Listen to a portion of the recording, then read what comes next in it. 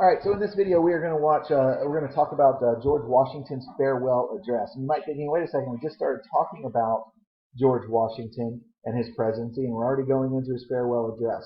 Well, yes, so we've hit kind of some of the bigger points as during his 2 terms as president, as far as um, domestic policy. We haven't hit the foreign policy as much, but some of those things kind of come up again during Adams' presidency, and so we'll kind of look back a little bit at some of the foreign policy issues of Washington's presidency when we talk about Adams, because they kind of become bigger then, and so we'll just kind of hit those at that point. But with his farewell address, we do get one aspect of his foreign policy, and we'll look at that as well. So in his farewell address, there's 2 big points that I want you to understand and know. And so let's get started looking at what those are.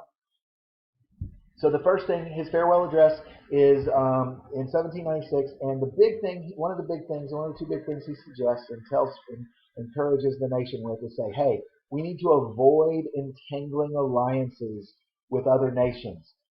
So in other words, we need to continue being neutral when other nations are at war. And he does this by his reasons for this are that one, that we're a young nation, we really can't afford another war. We don't, and we have no need to get involved in their conflicts. And he kind of reminds people, like, remember, other countries are looking out for themselves, and they try to influence our nation in their own best interests, not our best interests. So he's in particular kind of talking about France here, because France and Great Britain go to war a lot, and they've been at war off and on for several hundred years now, and they're still in conflict. And so we have somewhat of an allegiance to France because they helped us with the American Revolution. And so it would be very easy for people to feel this sense of, well, we need to help France anytime they need our help. And Washington is just reminding people, hey, listen, they're not doing this. If they're at war, they're not doing things for our best interest. They're not looking out for us when they go to war. They're looking out for themselves. And so keep that in mind. Don't think that that means you need to help them every time they go to war with Great Britain, because they'll drag you into war all the time.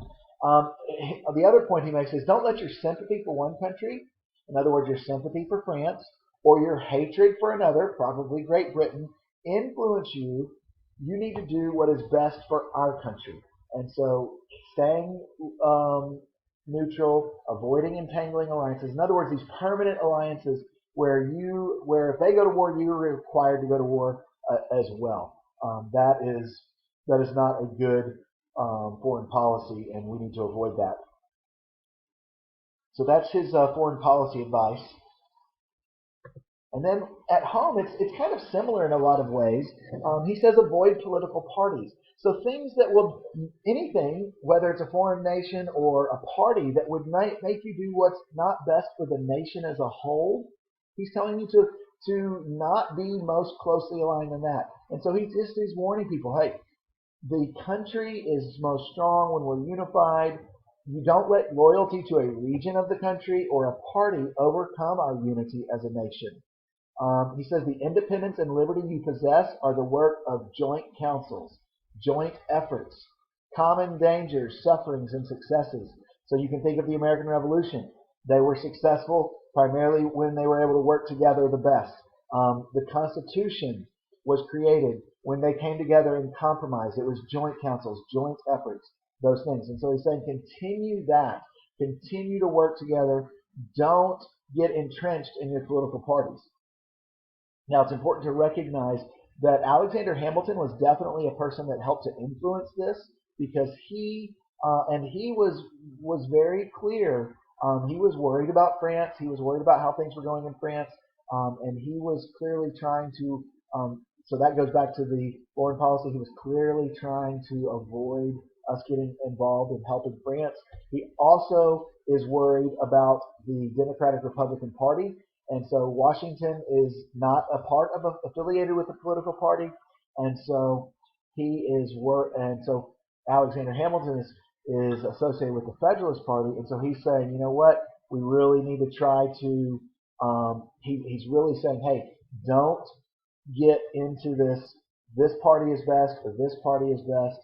We need to stay focused and try to stay unified as best we can. And don't let your loyalty to your party overcome your problems as a nation, overcome you and become a bigger problem in your nation. So that is Washington's advice to the nation at the end of his presidency.